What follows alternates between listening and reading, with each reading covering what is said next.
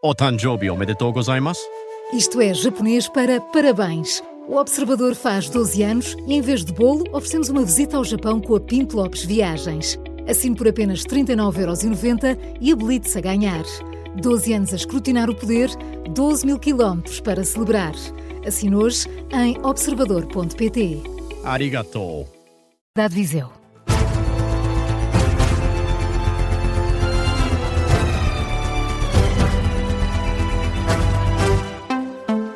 Muito bom dia, notícias às 7 na Rádio Observador com Carla Jorge de Carvalho.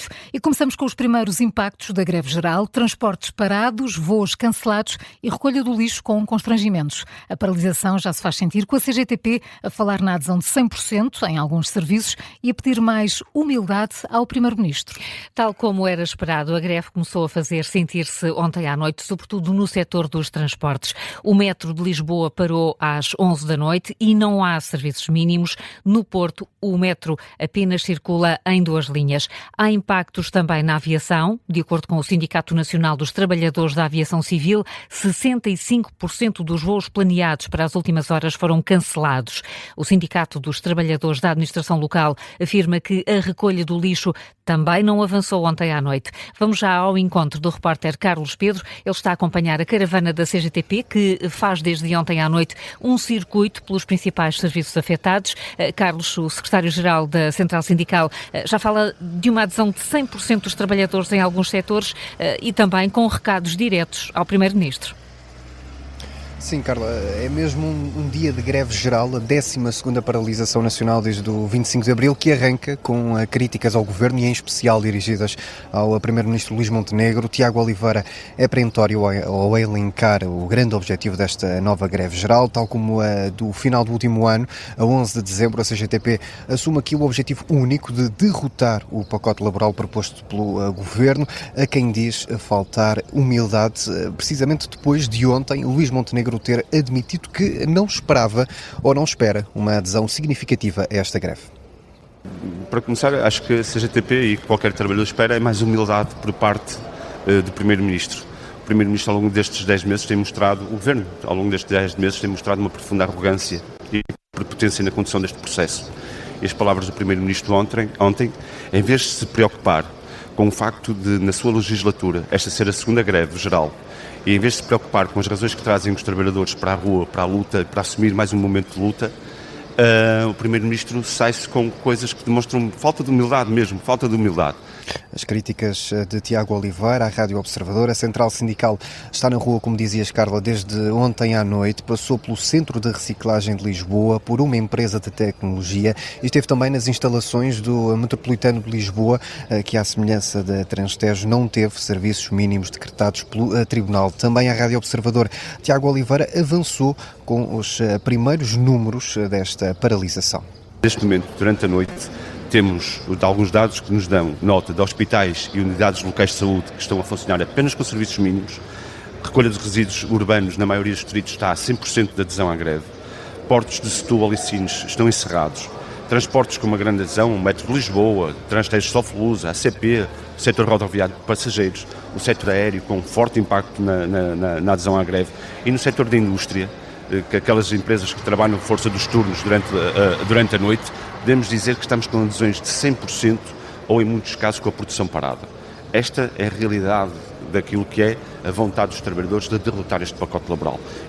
E como testemunhamos às 6 da manhã, na estação ferroviária de Santa Apolónia, os impactos também já se notam significativamente. Várias pessoas entraram e saíram quase de imediato da estação quando olharam para os ecrãs gigantes. É que 10 dos 11 comboios previstos para o período entre as 5h50 e as 7h30 da manhã foram suprimidos. Tiago Oliveira respondeu-nos ainda sobre o facto de a UGT desta vez não aderir à greve. Diz que não está incomodado, salienta que é uma decisão da própria UGT e tem outra convicção. Diz que todo e qualquer trabalhador está contra este pacote laboral. De resto, Carla, estamos agora na fábrica de automóveis Auto Europa, o maior investimento estrangeiro no país, onde também se espera uma paralisação total. A caravana da CGTP foi recebida aqui por diversos trabalhadores desta empresa que aderiram à greve há cerca de uma semana e, na moção assinada pelo sindicato do setor, reforçaram a luta contra o pacote laboral. Dizem mesmo que os trabalhadores estão estão muito perto de derrotar esta proposta do Governo.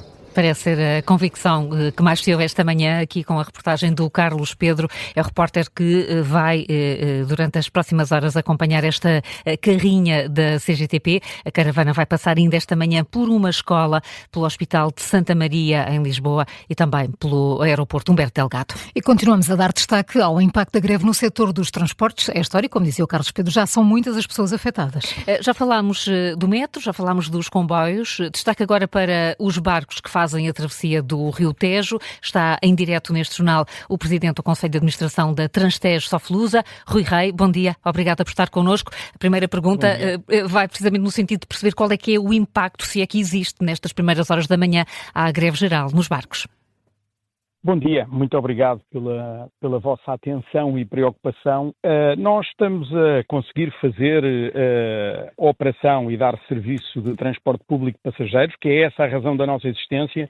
Infelizmente o Tribunal Arbitral não decretou serviços mínimos. Vejam, pasme-se que quem avaliou esta situação diz que a passagem fluvial não é alternativa. Deviam estar aqui hoje de manhã a olhar à passagem de milhares de pessoas em Cacilhas, que estamos a fazer essa passagem em Cacilhas. Vamos oferecer também transporte no Seixal e no Montijo. Portanto, nós estamos a fazer o nosso serviço, agradecemos aos nossos colegas, aos nossos trabalhadores que estão a fazer e que não se deixam envolver por situações que não nos dizem respeito. A bem da verdade, o que nos diz respeito é o transporte público e o direito à liberdade que as pessoas têm de trabalhar, se assim entenderem que o devem fazer. Mas está a dizer que não há serviços suspensos, não há ligações que estão suspensas? Não, nós temos algumas ligações neste momento que não estão. Há uma ligação no Barreiro que neste momento não está a ser feita. Estamos a avaliar em que circunstâncias podemos ou não ainda retomar esse serviço. Mas retirando essa ligação, em todas as outras estamos a dar oferta de serviço público. Podem consultar no nosso site. A nossa operação, a nossa segunda maior operação, que é Cacilhas, está a funcionar praticamente dentro da normalidade. E estamos a dar oferta. Basta ver as milhares de pessoas que já passaram hoje de manhã, que continuam a passar nesta ligação entre a Transtejo Soflusa e o Metro Sul do Tejo, que também está a funcionar. Portanto, nós recusamos que não se possa dar serviço público de transporte de passageiros e, obviamente, que desafiamos a que se faça a alteração deste modelo de conivência nas decisões que não beneficiam ninguém, muito pelo contrário, prejudicam a esmagadora maioria dos cidadãos portugueses. E, portanto, do nosso ponto de vista, é inaceitável este sistema tal como está montado e é preciso dizer, o rei vai nu. Quer dizer, este sistema não serve a esmagadora maioria dos cidadãos portugueses. Rui Rei está muito crítico da decisão do Tribunal Arbitral de não decretar os serviços mínimos nas ligações do Tejo. Isto significa que vai contestar a decisão? Já contestámos ontem. É pena que os portugueses não tenham conhecimento e não tenham assistido àquela reunião.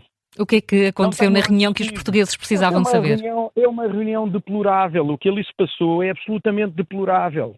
O senhor que foi responsável por essa avaliação fez uma declaração, aliás, não fez uma declaração de interesses, devia ter feito uma declaração de interesses, porque o seu julgamento é um julgamento de uma pessoa que vive na estratosfera, vive noutro planeta, não é? E, portanto, havia lá também uma outra pessoa responsável e dos sindicatos que teve a ousadia de dizer que nas embarcações do Tejo passavam 3, 4 pessoas. Isto é há aqui situações que os portugueses não sabem a forma como este tipo de regras se fazem. Como é que é possível dizer que se dá serviços mínimos à Carris para que os cidadãos possam ir ao hospital e não se dá serviços mínimos à Transtejo Soflusa numa travessia absolutamente vital na esmagadora maioria das ligações que temos? Basta-se deslocar aqui a Cacilhas ou outros pontos para ver os milhares de pessoas que atravessam. E os milhares de pessoas que um conjunto de entidades em Portugal dizem defender. Pessoas que vão pôr a cidade a trabalhar, pessoas humildes, pessoas com dificuldades. e que vêm aqui trabalhar. Portanto, isto do nosso ponto de vista é inaceitável. Nós temos que passar a outro nível. Nós estamos em 2026, no século XXI. Não estamos no século XIX.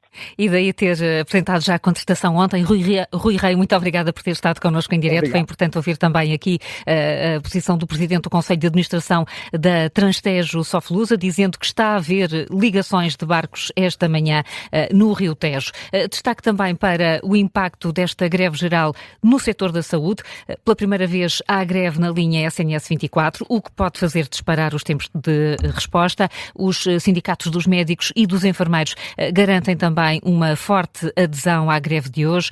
São esperados impactos noutros serviços, como repartições de finanças e tribunais. E vamos dar conta desses impactos da greve geral convocada pela CGTP ao longo de toda a manhã, aqui na Rádio Observador. É também um tema em destaque a esta hora no nosso site.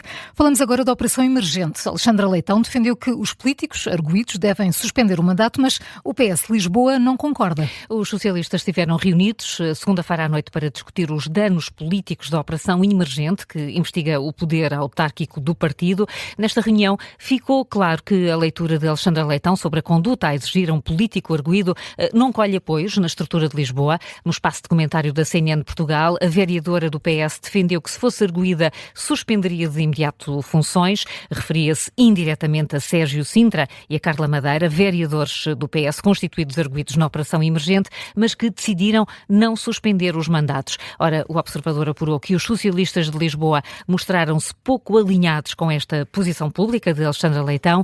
Muitos viram estas críticas como falta de solidariedade. Outros consideram que Alexandra Leitão está a aproveitar o caso para recompor a equipa de variação com elementos de maior confiança. Carla, esta reunião do PS serviu também para discutir o sucessor de Miguel Coelho na liderança da bancada municipal do partido. Miguel Coelho, que foi presidente da Junta de Freguesia de Santa Maria Maior, um dos locais visados nas buscas judiciais da operação emergente, demitiu-se de funções como deputado e presidente da Assembleia Municipal de Santa Maria Maior, depois de ter sido constituído arguido. Ainda não há candidaturas formais, mas na reunião o presidente da Junta de Freguesia de Benfica, Ricardo Marques, defendeu que a liderança da bancada deve caber a um presidente de junta. No entanto, o Observador apurou que a maior parte dos socialistas de Lisboa não concorda com esta ideia. Esta eleição está marcada para o dia 16 de junho. Este é um artigo em destaque a esta hora no site do Observador. A Ministra da Saúde atribui o aumento do número de utentes sem médico de família à imigração. Os valores voltaram a aumentar em abril. Registou-se um acréscimo de 22 mil pessoas sem médico de família. De acordo com o portal da Transparência do SNS, são no total mais de 1.600.000 utentes nesta situação. Num artigo de opinião no Jornal Público, a Ministra Ana Paula Martins assume o problema, diz que está a trabalhar numa solução, mas não explica qual. Rui Casanova. Diz apenas que o aumento dos utentes sem médico de família cresce muito rapidamente, muito devido à imigração. Garante que está a encontrar uma solução, embora não indique qual. No artigo, cujo título é Respeitar os Portugueses, Ana Paula Martins faz um balanço dos 2 anos à frente do Ministério da Saúde para insistir na ideia de que há uma melhoria evidente do SNS. Garante que tem estado a trabalhar para deixar um Serviço Nacional de Saúde eficaz, sério na gestão e atrativo para reter profissionais de qualidade. Admite que gostaria de ter feito mais em 2 anos, mas as ineficiências da máquina do Estado não permitiram. E lembra que a solução para males de muitos anos não podem ser encontradas num estalar de dedos. Admite que há uma ou outra urgência com problemas, mas já não há o caos que encontrou quando assumiu a pasta. Sobre os dirigentes dos conselhos executivos demitidos, diz que mandaria a decência e a dignidade individual que se demitissem e rejeita que tenham sido nomeados apenas pessoas dos partidos do governo. Neste artigo, a Ministra da Saúde dedica ainda muito tempo a responder às críticas, sem concretizar nem apontar nomes, avisa que não está no cargo para servir interesses e mordomias, afirma que a mudança não é desejada porque tem enfrentado interesses poderosos que a seu tempo os portugueses irão conhecer. Lembra ainda Ana Paula Martins que está Ministra da Saúde, enquanto o Primeiro-Ministro Luís Montenegro assim o entender e enquanto sentir que está a mudar para algo melhor. Rui Casanova, com o artigo de opinião da Ministra da Saúde, Ana Paula Martins vai estar esta manhã no Parlamento a responder aos deputados. E a falta de médicos de família vai ser também o tema do explicador desta manhã, logo a seguir ao Jornal das 9. Agora são 7h14. Carla, que outras notícias marcam esta manhã? Uma nova troca de ataques entre Estados Unidos e Irão. Houve um lançamento de mísseis e drones esta madrugada no Estreito de Hormuz, numa altura em que Donald Trump diz que o acordo pode surgir na próxima semana. O Kuwait também afirma que interceptou mísseis e drones inimigos esta madrugada. No Bahrein também soaram as sirenes que alertam para ataques aéreos. Portugal concorre hoje a um quarto mandato do Conselho de Segurança da ONU. Trata-se de um dos órgãos mais importantes das Nações Unidas. Tem como objetivo zelar pela manutenção da paz e da segurança internacional, com decisões vinculativas. Portugal vai lutar com a Alemanha e a Áustria, uma das duas vagas atribuídas à Europa Ocidental.